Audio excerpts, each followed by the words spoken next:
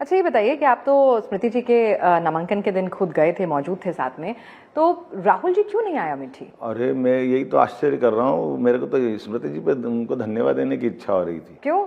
मैंने उनसे कहा कि आपकी कल लड़ाई हो सकती है, राहुल आएंगे, तो उन्होंने कहा मैं तो मान के चलती थी कि नहीं आएंगे, लेकिन आप आ गए तो अब गारंटी रहती तो वो किसी हालत में नहीं आएंगे। बोले ये वो रण छोड़े जो रण में नहीं आते हैं, ये पीठ पीछे वार करते हैं, इसलिए ये नहीं आने वाले हैं। और वैसे ही हुआ।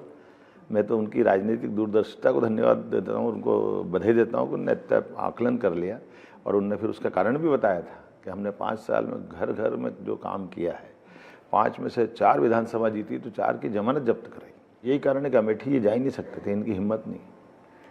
आप मध्य प्रदेश में तो चुनाव प्रचार कर ही रहे हैं, लेकिन कहते हैं कि आपके सीएम बनने में मोहन, क्योंकि यादव भी थे, उसका भी एक बड़ा रोल रहा है, और आप बिहार के यादव और उत्तर प्रदेश के यादव जो हैं उनको साधने की कोशिश भी कर रहे हैं। देखिए ये कांग्रेस का और कई सारे लोगों का, उनके जैसे जो उनके साथ वाले घमंडिया गठबंधन थे, उनका ये नैरेटिव बनाने का प्रयास करते हैं, क्योंकि उनको मालूम है कि वो ऐसा करते नहीं। जैसे उदाहरण के लिए हम माननीय मोदी जी कहते हैं सबका साथ सबका विकास, कहते नहीं करके दिखाते हैं। जैसे उदाहरण के लिए मैंने बार बार बोला है कि मैं जिस कॉन्स्टिट्यूंसी में आता हूँ वहाँ मेरी आबादी नहीं है, लेकिन मेरे को मौका दिया।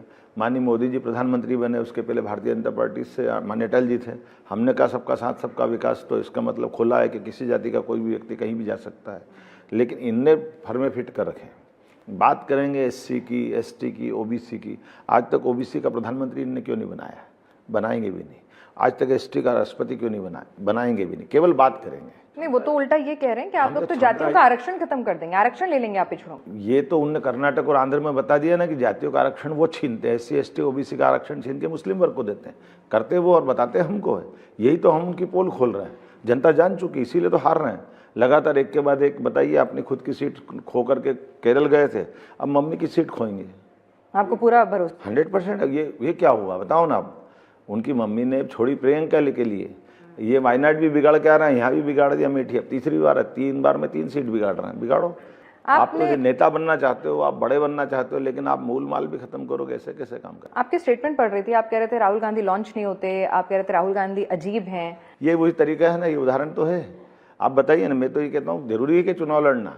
आप वायनाड से लड़ चुके थे, प्रियंका जी को लड़ाते ना, कम से कम 1 सीट पर लड़ा देते। कॉन्फिडेंट नहीं है कि वायनाड जीतेंगे? मैं क्या कर सकता हूँ? अगर वो तो दिखता है रिजल्ट, अगर लड़ा देते तो अपने आप उनका कॉन्फिडेंस दिख जाता। उनका कॉन्फिडेंस खत्म हो चुका, कांग्रेस अंदर से हिल गई है, बहुत बुरी अवस्था में है। नड्डा जी बोलते हैं कि सब बेल पे हैं, तब ये केवल अपने जो मूल चीज़ है उसको बचाव की आखिरी लड़ाई लड़ रहे हैं, इनमें दम नहीं है बचाव। मोहन यादव जी, आप आजमगढ़ जाते हैं तो अचानक से आपको अपना आजमगढ़ से पुराना रिश्ता याद आ जाता है। भाई, आप मध्य प्रदेश की राजनीति में इतने वक्त से सक्रिय हैं, मंत्री भी रहे, और अचानक से आपको अपना यादव फैक्टर जो है बहुत ज्यादा याद आ रहा है, और तमाम लोग उस पर सवाल उठा रहे हैं कि आप मौसमी यादव बन गए हैं।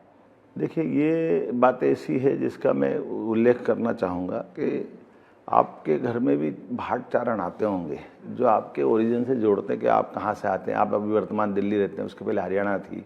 अगर उनकी पोथी में देखेंगे, ये हमारी पद्धति, वो और आप जहाँ से आए वहाँ बताते हैं। तो ये मैं उसको कोट कर रहा हूँ कि भाई मेरे पूर्वज गए थे आजमगढ़ से गए बिहार से होते हुए मध्य प्रदेश आए, मध्य प्रदेश में निमाड़ होते हुए मध्य प्रदेश से उज्जैन आए। तो एक अपने अंदर की जड़ों को जानना कोई बुरा नहीं, और हमारी हर पीढ़ी को अपने घर में हर सबको मालूम, 2-4-5 साल बाद जो आते लिखने वाले वो सब बताते हैं। तो अगर अपन जड़ बताएंगे तो बुरा क्या। और मैंने कहा कि आप आइए उज्जैन, मैं तो निमंत्रण दे रहा हूँ मध्य प्रदेश का। हमारा देश एक है ना भाई, हम अपने राज्यों की सीमाओं में कैसे सीमित रहेंगे? तो आपको लगता है उत्तर प्रदेश के लोग जो हैं अपने दामाद का अच्छे से अच्छे वोटों से, अच्छी जीत से स्वागत करेंगे? बिल्कुल करेंगे, मैं तो मान के चलता हूँ। और ये एक रिश्ता रहता है, एक अंदर का भाव रहता है, स्वाभाविक रूप से